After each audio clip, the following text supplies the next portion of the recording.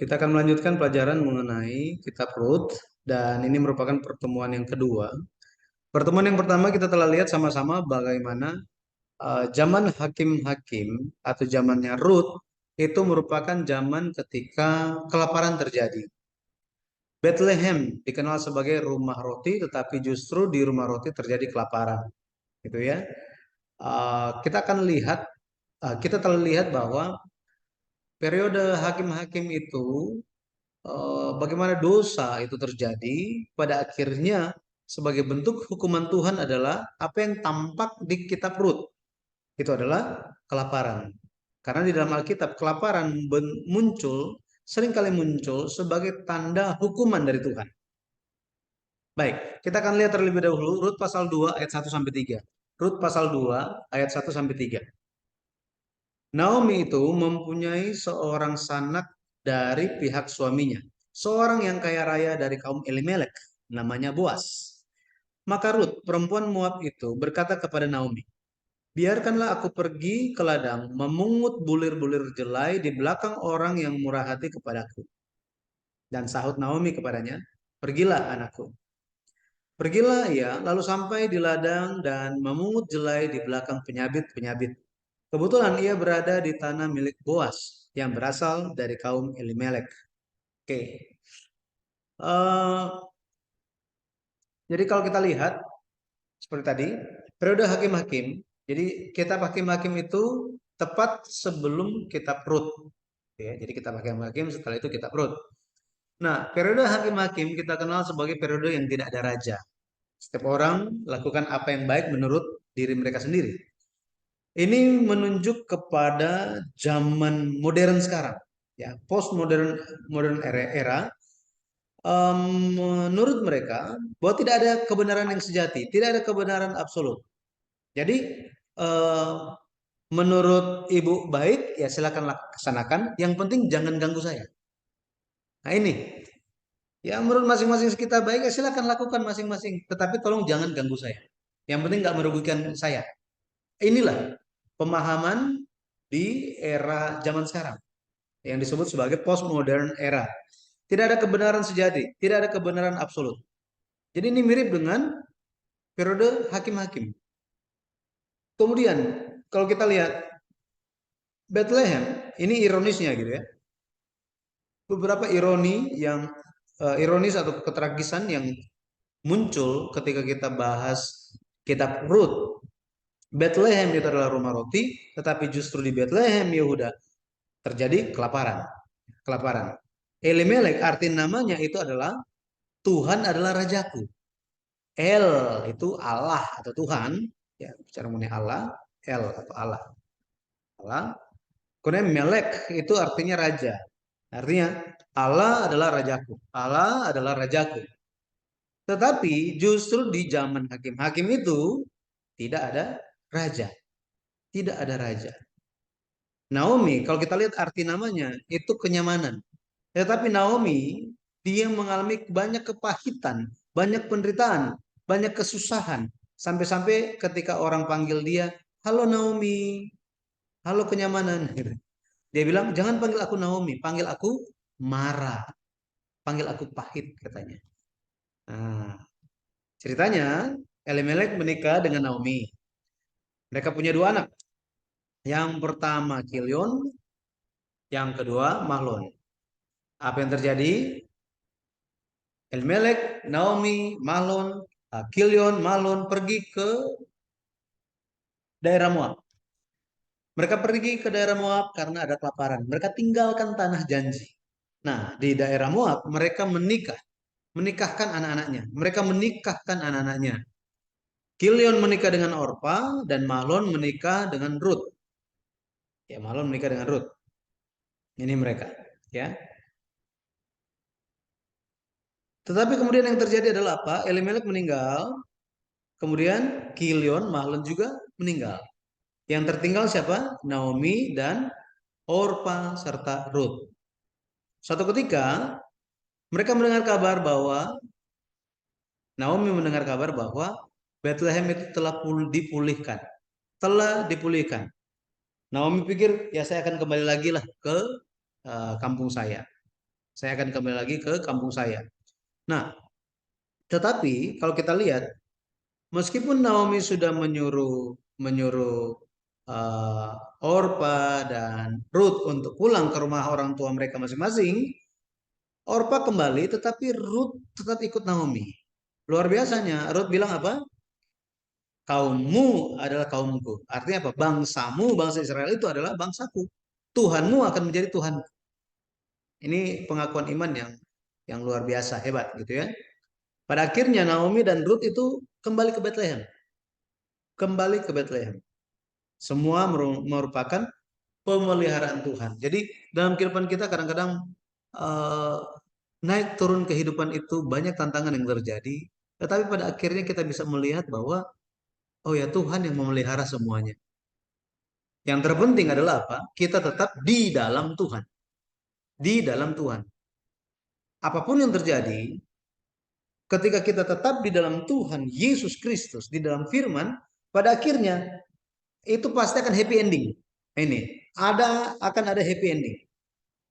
Tapi jika kita di luar Kristus, pada akhirnya apa? Kita akan ada di luar rencana Tuhan, tidak menjadi bagian di dalam rencana Tuhan. Itu sebabnya kita ada tanggung jawab untuk mendoakan dan membawa anggota keluarga kita ke dalam pertumbuhan iman, ya, pertumbuhan iman, sehingga bisa memahami bahwa apa segala sesuatunya adalah pemeliharaan Tuhan. Ya, tetap beriman kepada Tuhan. Baik. Jadi kalau kita lihat kebiasaan orang Yahudi waktu itu adalah jika seorang seorang janda, ya seorang janda sendirian, pada akhirnya dia akan kehilangan semua haknya. Ini ya, janda akan kehilangan semua haknya, semua haknya. Makanya di zaman Perjanjian Baru, jika seorang istri dia suaminya meninggal, ya, suami dari seorang istri ini meninggal, janda suami ini, jandanya ini, itu akan hidup di dalam ketakutan. Kenapa? Karena semua yang dia miliki waktu itu, jika dia hanya sendirian, tidak ada keluarga sama sekali, semuanya bisa hilang. Ini, ini sangat bahaya. Makanya Tuhan, makanya Tuhan menetapkan aturan adat istiadat supaya hal ini tidak terjadi. Suatu hukum Taurat yang akhirnya menjadi suatu adat istiadat, suatu kebiasaan supaya apa? Supaya kelangsungan hidup suatu keluarga, suatu kaum keluarga itu tetap terjaga, tetap terjaga. Makanya ketika Naomi, jika dia kembali sendirian, pada akhirnya Elimelek ini garis keturunannya itu selesai, nggak akan tersambung lagi, ya nggak akan tersambung. Tetapi karena Naomi kembali bersama-sama dengan Ruth, bersama-sama dengan Ruth, maka ada suatu harapan, ada suatu harapan. Cuma satu hal yang mengganjal itu adalah begini. Ruth, dia adalah perempuan Moab dan perempuan Moab itu dilarang masuk, dilarang bergabung dengan umat Tuhan. Itu ada di Ulangan 23 ayat 3. Ulangan 23 ayat 3. Tetapi ceritanya kita tahu, akhirnya Ruth masuk umat Allah, jemaat Allah. Karena apa? Karena imannya kepada Tuhan atau Allah dari Naomi. Allah dari Naomi. Nah, mari kita lihat mengenai tema hari ini gitu ya. Tema hari ini penebus kerabat bernama Boas. Kinsman, kinsman redeemer named Boas atau penebus kerabat bernama Boas. Jadi penebus kerabat ini merupakan suatu istilah hukum Taurat, ya, istilah hukum Taurat. Mari kita lihat mengenai Boas. Boas dia seorang yang kaya raya, dia sangat berpengaruh, dia ada pengaruh gitu ya, dia kuat, ada kekuatan dia. Tetapi di sisi yang lain dia seorang yang rendah hati, setia dan percaya kepada Tuhan. Ibu-ibu yang punya anak perempuan tentu sangat ingin ya dapat mantu seperti Boas. Benar nggak? Semuanya ada loh di dia. Semuanya ada di dia gitu ya. Kayak raya, berpengaruh, makmur, kekuatannya ada juga gitu ya, berpengaruh maksudnya. Kemudian rendah hati, setia, percaya Tuhan, sayang keluarga, aduh luar biasa. Arti nama Boas adalah tangkas atau gesit, ya, cekatan. Pembacaan kita hari ini, Rut pasal 2 bicara tentang Boas, dia adalah tuan tanah. Di masa panen pun Boas ini sering bekerja bersama dengan pegawainya sampai apa? Bersama-sama dengan pekerja laki-laki, dia itu bersama-sama mereka istirahat di ladang gitu, ya. Seperti ini. Ruth dan Naomi, mereka itu jatuh miskin. Mereka kalau kita lihat Naomi dulu, Naomi, Elimelek, mereka jual semuanya, kemudian mereka pergi ke tanah Moab. Di tanah Moab mereka kehilangan semuanya. Naomi kembali hanya dengan bersama Ruth. Mereka adalah orang yang miskin. Pada akhirnya untuk makan setiap hari apa yang mereka lakukan? Mereka ikut, ya, ikut penyabit-penyabit untuk apa? Pungut apa yang ada di apa yang jatuh, ya, apa yang jatuh. Jadi di dalam hukum Taurat itu ada aturan begini. Orang miskin, ya, eh, jadi kalau itu memetik memetik gandum yang kalau memetik gandum, jika itu bukan punya sendiri, itu bisa dituduh mencuri, gitu ya. Bisa dituduh sebagai pencurian. Tetapi orang yang menyabit, yang panen, jika ada yang jatuh dari tangannya, maka dia tidak boleh ambil lagi. Nah, ini ada aturan. Nggak boleh ambil lagi. Yang jatuh ke tanah itu harus dibiarkan untuk siapa? Untuk orang yang miskin. Untuk orang yang miskin, orang yang tidak berpunya dan janda katanya. Ini suatu aturan. Nah, jadi kalau kita lihat Boas, ya Boas, dia dengar bahwa ada seorang perempuan muda yang melakukan hal itu di ladangnya. Kemudian dia dengar siapa Ruth ini? Siapa Ruth ini? Oh, Ruth ini dia mengurus mertuanya, mertua perempuan gitu ya. Oh, itu kerabatnya dia. Ruth ini dia orangnya kalem gitu ya. Enggak apa ya? Enggak kejar-kejar laki-laki muda gitu. Enggak seperti itu. Enggak gatel lah gitu. Tetapi Ruth ini dia sangat mengasihi ibu mertua. Kemudian dia juga sopan, dia diam gitu ya. Em, Boas melihat Ruth ini, Boas bilang kepada pekerja-pekerjanya, Boas bilang, pokoknya kalau kamu panen, sengaja jatuhin agak banyakan gitu ya, supaya si Ruth itu bisa ambil dan bawa pulang bisa cukup, lebih dari cukup untuk makan. Maka Boas, dia adalah sosok, ya, orang Tuhan yang rendah hati. Dia sederhana dan baik hati, gitu ya. Rendah hati, sederhana, baik hati. Nah, Boas ini dia adalah kerabat dari Elimelek, kerabat. Secara otomatis Boas ini ada tanggung jawab sebagai atau memiliki tanggung jawab menjalankan tugas penebus kerabat. Nah, penebus kerabat ini apa? Dalam bahasa Ibrani itu adalah goel. Goel, akar katanya adalah gaal yang artinya untuk menebus. Untuk menebus. Ini muncul kalau kita baca di Rut 4 ayat 5 sampai 6, muncul kata goel ini. Rut 4 ayat 5 sampai 6. Coba kita lihat. Rut 4 Rut 4 ayat 5 sampai 6 dikatakan begini. Tetapi nih, tetapi kata Boas, pada waktu engkau membeli tanah itu dari tangan Naomi, engkau memperoleh Rut juga, perempuan Moab, istri orang yang telah mati itu, untuk menegakkan nama itu di atas milik pusakanya. Lalu berkatalah penebus itu, nah ini penebus, Gaal, gitu ya. Jika demikian aku tidak dapat menebusnya. Ini akar katanya Gaal. Ini menebus, menebus. Kata menebus di sini. Kata tebus, menebus, menebus. Ini gaal akar katanya. Ya. Jadi pada akhirnya meskipun Boas itu ada tugas sebagai penebus kerabat, ada yang masih lebih dekat dengan Elimelek. Ada orang yang ada saudara yang masih lebih dekat lagi. Tetapi setelah dibicarakan di Rut pasal 4 ayat 5 sampai 6, kan Boas bilang, kalian kan tahu itu ada tanah milik dari si Naomi, si Elimelek itu.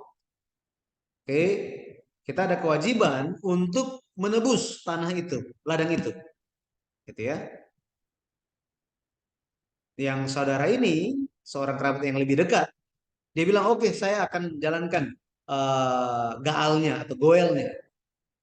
Terus Boas lanjutin, jika kamu beli tanah itu, tebus tanah itu, maka kamu juga harus mengambil Rut, harus mengambil Rut sekaligus gitu ya. Tetapi saudara yang kerabat yang lebih dekat ini dia akhirnya menolak. Dia tidak mau. Pada akhirnya hak tebus diberikan kepada Boas. Nah, mari kita lihat tentang hukum perjanjian lama. Hukum perjanjian lama. Kenapa masalah tanah seperti ini, gitu ya? Bahwa tanah itu harus ditebus oleh kaumnya sendiri. Kenapa nggak boleh jual ke orang yang lain? Kenapa harus kepada kerabat sendiri? Kalau istilah zaman sekarang kita bisa pahami sebagai misalnya gitu ya, harus ditebus oleh keluarga. Contoh gitu ya, misalnya ibu-ibu ada empat keluarga, empat kakak beradik, empat kakak beradik. Terus ada rumah yang dijual. Nah, rumah itu dijual, yang pertama-tama ditawarkan itu haruslah kepada kakak beradik. Setelah itu nanti kepada sepupu. Setelah itu baru kepada yang lebih luas lagi. Seperti itu, gitu ya. Nah, ada alasannya. Kalau kita lihat orang Israel ketika mereka masuk ke tanah Kanaan itu dibagi menjadi 12 bagian karena ada 12 suku. Ya, 12 bagian, ada 12 suku. Nah, apa yang terjadi? Kalau kita lihat, kalau kita lihat setiap suku itu memiliki tanahnya masing-masing. Jika jika gitu ya, misalnya keluarga Ibu Lili sama keluarga Ibu Chandra, ini kan beda nih, keluarganya beda. Misalnya Ibu Lili marganya Yehuda, terus Ibu Chandra marganya Simeon misalnya, gitu ya. Kemudian Ibu Lili eh, mau jual rumahnya. Nah, kalau rumahnya itu dijual, terus dibeli oleh Ibu Chandra, pada akhirnya tanah atau rumah dari keluarga marga Simeon itu akan lebih makin besar, kemudian Yehuda akan makin sedikit. Tuhan nggak mau seperti itu. Tuhan maunya apa? Tuhan maunya setiap suku itu ada masing-masing punya sebagai warisan dari Tuhan. Tanah itu akan terus menjadi milik kaum keluarga tersebut, suku tersebut untuk seterusnya dan seterusnya. Seperti ini, gitu ya. Maka tanah itu akan diwariskan lagi dan diwariskan lagi. Seperti ini. Cuma masalahnya memang tidak selalu ideal, gitu ya. Ada yang kesulitan, ada yang hutang, ada yang harus jual tanah, gitu ya. Tetapi Tuhan bilang, ya udah, kalau mau jual, jual kepada kerabat. Misalnya, karena Ibu Lili dari kaum Yehuda nggak bisa jual kepada Ibu Chandra dari suku Simeon. Ini contoh gitu ya. Misalnya Ibu Mei juga ternyata dari suku Yehuda, maka Ibu Lili boleh jual kepada Ibu Mei. Gitu. Ceritanya seperti itu. Kenapa? Pada akhirnya nanti ya, ketika Ibu Lili keadaan itu dipulihkan, nanti bisa beli balik. Nah, bisa beli balik. Atau ada kerabat yang dekat, misalnya kerabat yang terdekat, misalnya Ibu Miriam gitu kan, bisa bisa ini. Oh ya saya bantu deh. Saya karena saya berkatnya ada banyak, saya tebus balik dari Ibu Meme sehingga rumah itu bisa dikembalikan untuk Ibu Lili. Hal yang kayak gini lah. Tetapi apa? Ini berhubungan dengan aturan tahun Sabat dan tahun Yobel, tahun pembebasan, gitu ya. Bahwa apa? Semua tawanan harus dilepaskan dan tanah harus kembali kepada milik yang punya, milik asli, pemilik aslinya. Ini bukan hanya sekedar aturan perjanjian lama, bukan hanya aturan hukum Taurat, tetapi ini berhubungan dengan pekerjaan Yesus Kristus untuk menebus kita semua. Pekerjaan seperti apa? Jadi, ketika Yesus datang, itulah tahun Yobel. Artinya apa? Ketika tahun Yobel itu, Yesus menjalankan pekerjaan penebusan di atas kayu salib, semua tawanan dosa itu dilepaskan. Semua apa? Tawanan dosa dilepaskan. Artinya, semua yang percaya kepada Yesus Kristus, mereka dihapuskan dosanya. Menjadi orang bebas. Tetapi akan menjadi milik tanahnya gimana? Kita semua pada akhirnya bisa memiliki tanah janji, yaitu kerajaan sorga. Imamat 25 ayat 23 sampai 25. Tanah jangan dijual mutlak, karena akulah pemilik tanah itu. Sedang kamu adalah orang asing dan pendatang bagiku. Di seluruh tanah milikmu, haruslah kamu memberi hak menebus tanah. Apabila saudaramu jatuh miskin sehingga harus menjual sebagian dari miliknya, maka seorang kaumnya yang berhak menebus, yakni kaumnya yang terdekat, harus datang dan menebus yang telah dijual saudaranya itu. Jadi saudara terdekat harus bantu menebus. Inilah hukum Goel. Inilah hukum Goel. Kenapa? Kenapa harus demikian? Apa sih maksud Tuhan lewat ini? Tuhan dia sangat mengasihi umatnya. Dan Tuhan ingin supaya umatnya saling mengasihi satu sama yang lain. Mungkin ada yang berpikir bahwa nanti kalau saya tebus balik, saya berikan itu kan saya keluar uang. Saya kan keluar uang, saya kan rugi jadinya. Masa saya bantu dia, keluarga saya bantu, saya beli balik, saya tebus rumahnya, saya berikan kepada dia. Berarti kan saya keluar uang. Saya rugi berarti kan? Untuk mencegah pola pikir yang seperti itu, Tuhan memberkati semua kaum Israel. Supaya apa? Supaya mereka tahu bersyukur ketika mereka itu dapat berkat, mereka pun bisa berbagi syukur berbagi berkat dengan saudaranya. Seperti itu. Jadi Tuhan akan mencurahkan berkat. Dan ini ribuan tahun telah terjadi. Ribuan tahun telah terjadi. Ini kan sejarah umat Israel sejak zaman Musa kan? Iya, ini terjadi sampai hari ini. Tetapi ada arti rohani, ya arti rohani. Ada arti rohani di balik hukum ini. Ya tadi kita sudah tahu gitu ya. Kemudian itu mengenai tanah. Berikutnya tentang perkawinan ipar. Ini pun goel, leverage marriage. Artinya apa? Ketika saudara, ya saudara, ketika saudaranya mati tanpa ada keturunan laki-laki, maka adiknya atau kerabat terdekat harus kawin dengan janda orang yang meninggal itu.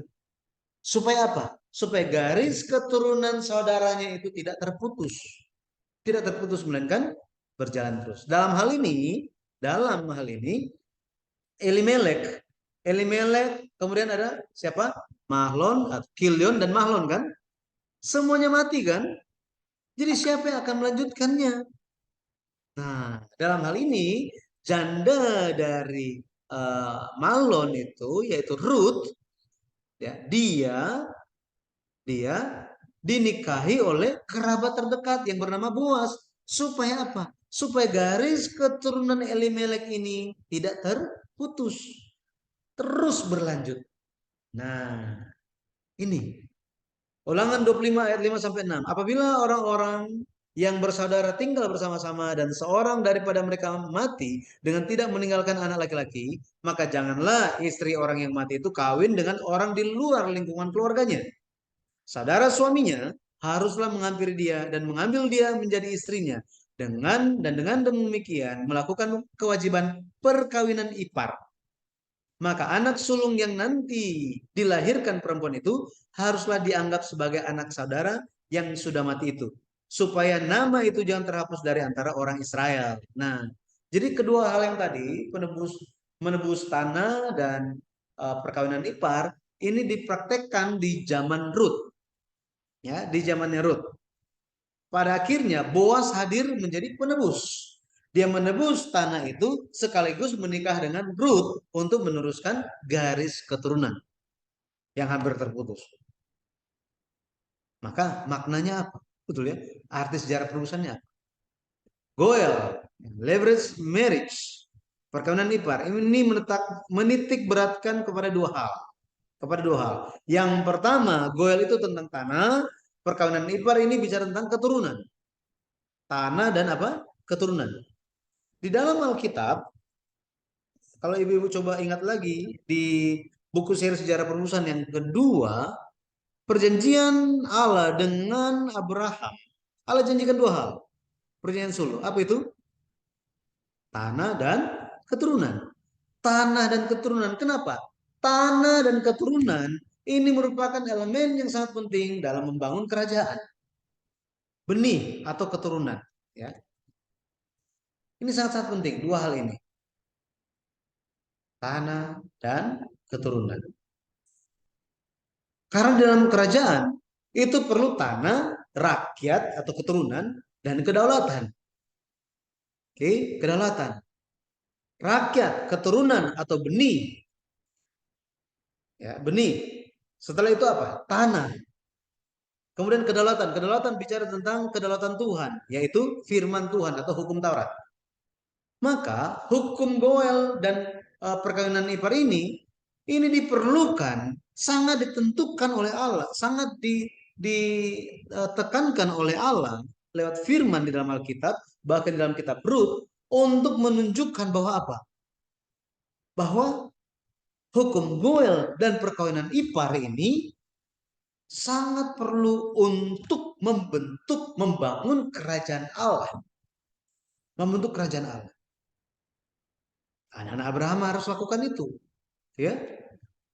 Jadi hukum Goel ini mencegah supaya hilang warisan itu. Hilang warisan. Hukum Goel itu mencegah supaya jangan sampai hilang atau terputus keturunan itu. Nah, kalau kita lihat zaman sekarang, Jepang, Korea, Singapura, Eropa itu udah hampir habis manusianya. Hampir habis manusianya. Kenapa? Karena mereka satu LGBT dan lain-lain itu, ya kan? Ini menunjuk kepada suatu tindakan untuk pada akhirnya nggak ada keturunan lagi, akan terputus. Yang kedua, mereka berpikir ada suatu pola pikir di zaman sekarang ini bahwa apa? Bahwa piara anjing lebih baik daripada piara anak. Waduh, ini sangat bahaya. Paham-paham yang seperti ini sangat-sangat bahaya. Jangan sampai ini uh, menyerang keluarga kita, gitu ya. Jadi warisan kita itu apa sih? Bagi anak Abraham itu adalah kerajaan sorga. Apakah pernah hilang ini? Pernah. Taman Eden itu hilang karena Adam jatuh dalam dosa. Tuhan mau supaya apa? Kita memiliki warisan itu. Warisan itu untuk siapa? Untuk kita. Makanya kerajaan Allah itu dimulai dari mana? Lewat Yesus Kristus yang adalah kerajaan Allah itu sendiri. Allah ingin memulainya, membangunnya lewat hati kita. Hati kita. Dan saya percaya ini sudah mulai dibangun kerajaan Allah ini. Roma 14 ayat 17, sebab kerajaan Allah bukanlah soal makanan dan minuman, tetapi soal kebenaran, damai sejahtera, dan sukacita oleh Roh Kudus. Betul ya? Di mana kita bisa temukan kebenaran, damai sejahtera, dan sukacita oleh Roh Kudus ini? Di dalam hati kita. Betul ya? Di dalam hati kita. Karena menerima Yesus. Karena menerima firman. Senantiasa terima firman, terima terus, terima terus. Pada akhirnya apa? Pada akhirnya kebenaran, damai sejahtera, sukacita oleh Roh Kudus akan memenuhi kita. Ya, akan memenuhi kita. Jadi warisan kerajaan Allah di sorga dimulai dari hati kita, pada akhirnya akan berlanjut di kerajaan sorga. Makanya jangan kita hilangkan ya, jangan kita hilangkan. Jika kita kehilangan warisan itu di dalam hati kita, ini kan bentuk rohani kan, betul ya? Kita belum lihat dengan mata, tetapi kita percaya. Ini iman kan? Jika kita kehilangan iman itu, jika kita kehilangan janji Tuhan ini, kita kehilangan firman ini di dalam hati kita akan kehilangan semuanya. Akan kehilangan semuanya. Jadi kenapa sih perlu jaga hari Tuhan? Kenapa perlu menjaga waktu untuk menerima firman Tuhan? Kenapa penting? Pendeta Abraham Park, penulis seri sejarah perubahan, founder gereja kami, sangat menekankan mengenai hal ini. Kenapa? Karena dimulai dan menerima benih firman di dalam hati kita dan terus tersimpan, pada akhirnya kebenaran yaitu firman, damai sejahtera, sukacita ini akan Tuhan berikan dalam hati. Seterusnya tidak hilang. Kita masuk ke dalam kerajaan surga, tidak ada yang hilang. Gitu ya. Akhirnya ini pun menjadi bagian dari keluarga kita. Jadi benih atau keturunan ini bicara tentang anak-anak Abraham, ya, anak-anak Abraham. Secara ini kan secara jasmani kan, anak-anak Abraham kan, secara jasmani. Ini kan orang Israel, orang Yahudi. Akan tetapi ini tidak berbicara berhenti di situ, berhenti di orang Israel. Ini bicara benih atau keturunan, bicara tentang keturunan rohani, yaitu anak-anak janji. Roma 9 ayat 7 kita lihat. Roma 9 ayat 7. Roma 9 kita lihat sama-sama. Roma 9 ayat 7. Roma 9 ayat 7 dikatakan, dan juga tidak semua yang terhitung keturunan Abraham adalah anak Abraham.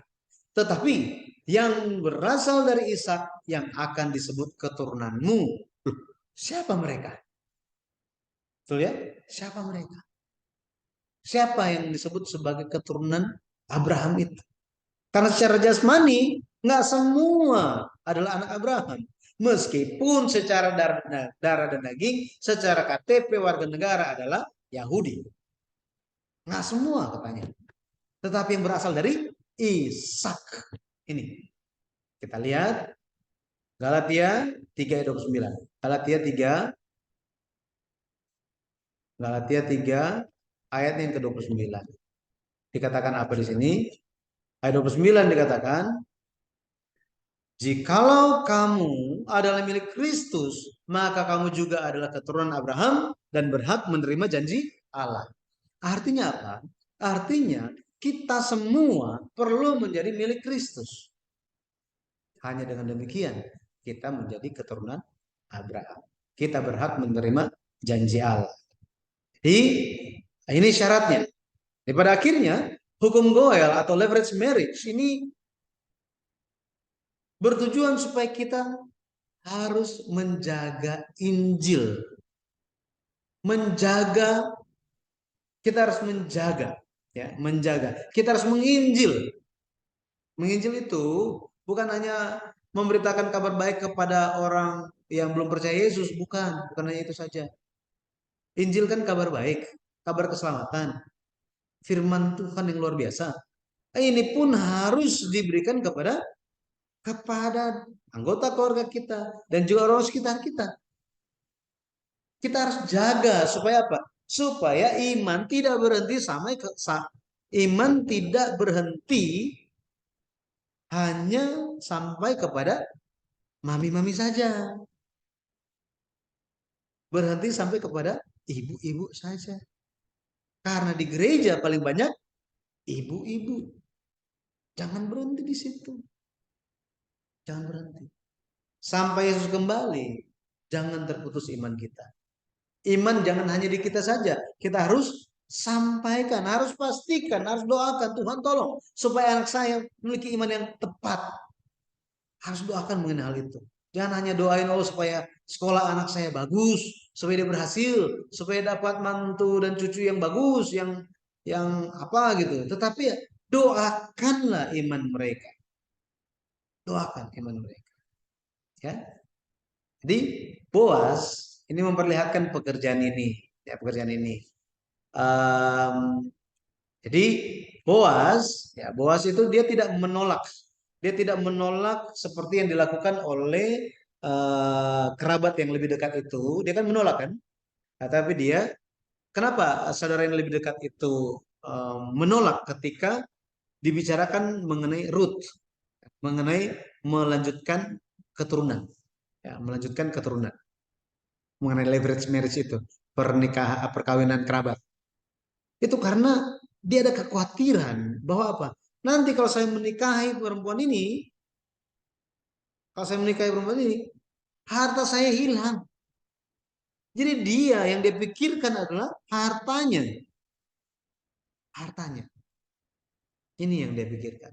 Bukan mengenai tujuan dari leverage marriage itu sendiri. Pada akhirnya Boas melaksanakan hak penebusan. Boas dia menjalankan eh, hak tebus ini dia menggambarkan Yesus Kristus yang menebus umat manusia dengan darah di atas kayu salib. Ya, ini yang Yesus lakukan. Yesus menebus manusia yang hilang, manusia yang telah jatuh dosa. Yesus pulihkan mereka. Makanya kepada penjahat yang di sebelah kanan Yesus, yang membela Yesus, Yesus bilang apa? Sesungguhnya hari ini engkau sudah ada bersamaku di Firdaus. Artinya apa?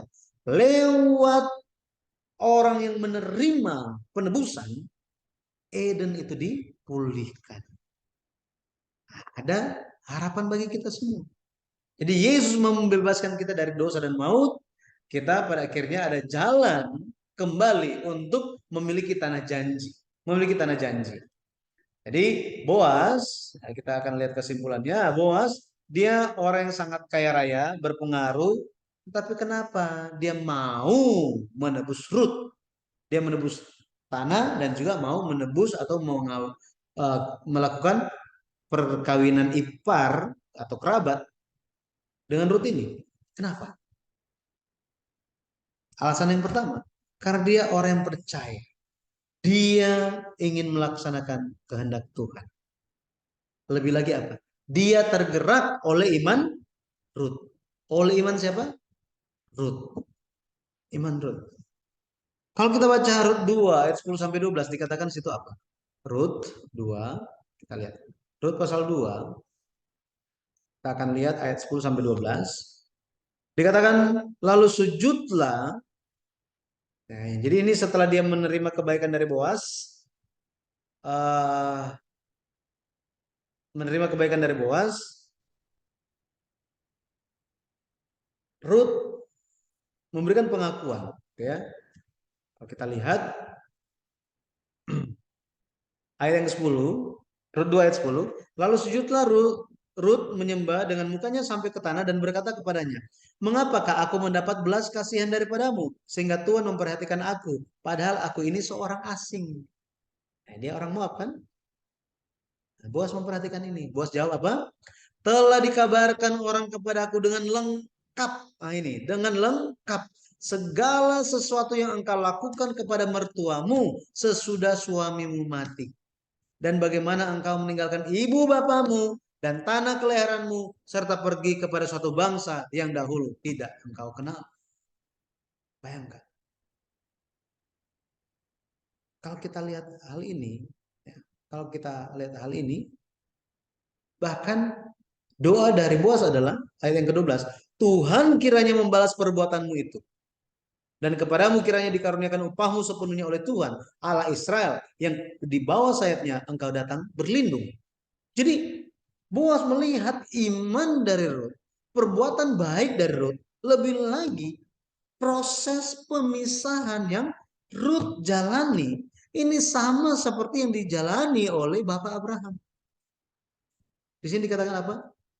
Engkau meninggalkan ibu bapamu dan tanah kelahiranmu, pergi kepada suatu bangsa yang dahulu tidak engkau kenal.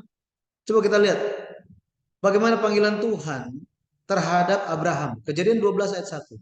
Kejadian 12 ayat 1. Di situ dikatakan, berfirmanlah Tuhan kepada Abraham, pergilah dari negerimu, ini tempat kelahiranmu kan, yang Rut tadi kan, Boas katakan kepada Rut, dari sanak saudaramu dan dari rumah bapamu ini ke negeri yang akan kutunjukkan kepadamu.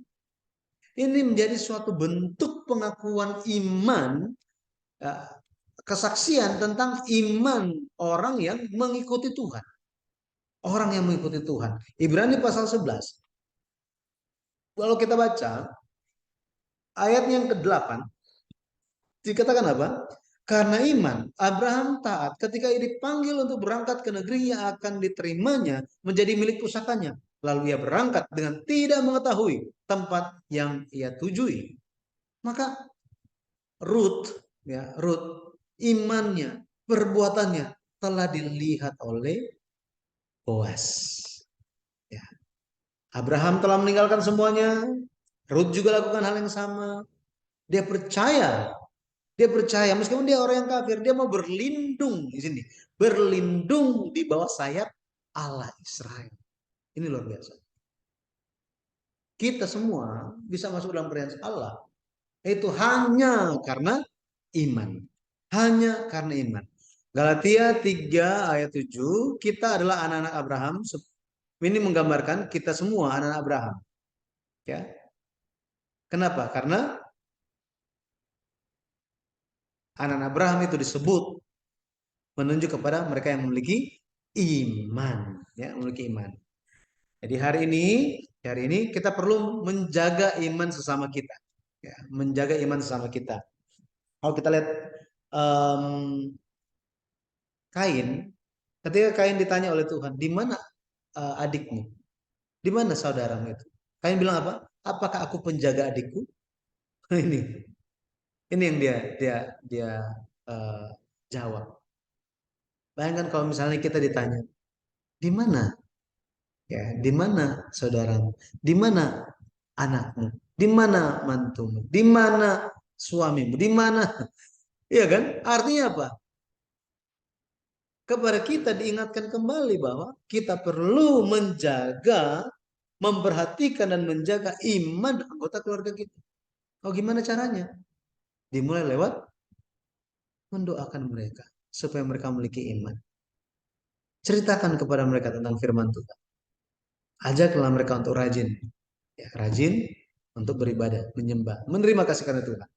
Pada akhirnya Yesus pun menjalankan hal yang sama. Yesus jalankan hal yang sama.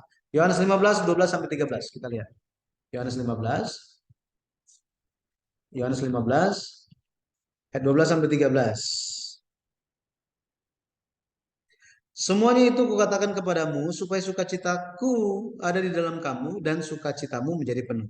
Inilah perintahku, yaitu supaya kamu saling mengasihi, seperti aku telah mengasihi kamu. Tidak ada kasih yang lebih besar daripada kasih seorang yang memberikan nyawanya untuk sahabat-sahabatnya. Jadi Yesus Kristus menjalankan ini kan, goel ini. Dia jalankan untuk kita semua. Kita perlu saling mengasihi, saling mengasihi. Yesus sebelum dia terangkat ke sorga, ada satu kali Yesus tanya Petrus, ya, tanya Petrus, apakah engkau mengasihi aku? Ya Tuhan. Yesus bilang apa? Gembalakanlah domba-dombaku. Yesus tanya lagi, apakah engkau mengasihi aku? Petrus kaget gitu kan? Kan saya sudah jawab tadi. Akhirnya dijawab lagi, ya. Yesus bilang apa? Gembalakanlah domba-dombaku. Yesus tanya lagi, apakah kamu mengasihi aku? Di situ Petrus menjadi sedih. Kenapa dia sedih? Karena dia ingat dia telah menyangkal Yesus, betul ya? 3 kali. Jadi Yesus tanya 3 hal kepada dirinya.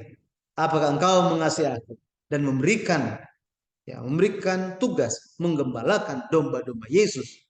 Itu menjadi suatu perintah, suatu konfirmasi untuk Petrus supaya apa? Supaya dia meninggalkan manusia lamanya dan jalankan tugas barunya, mengasihi Tuhan dan menggembalakan domba. Tugasnya sama kepada kita juga. Kita mengasihi Tuhan Yesus kan? Amin. Gembalakanlah domba-domba Yesus. Loh, ini bukannya tugas pendeta. Ya, ini juga menjadi tugas, ya, tugas mini dari kita semua, yaitu apa? Untuk anggota keluarga kita. Ya, jadi sampai Tuhan Yesus datang kembali, kiranya kita senantiasa mencari kehendaknya, kita terus membagikan kabar baik firman Tuhan. Kita sharekan kepada mereka, dan pada akhirnya apa yang kita harapkan itu akan terjadi. Jadi akan terjadi sesuai dengan apa yang kita percaya. Saya berdoa di dalam nama Tuhan Yesus Kristus. Amin.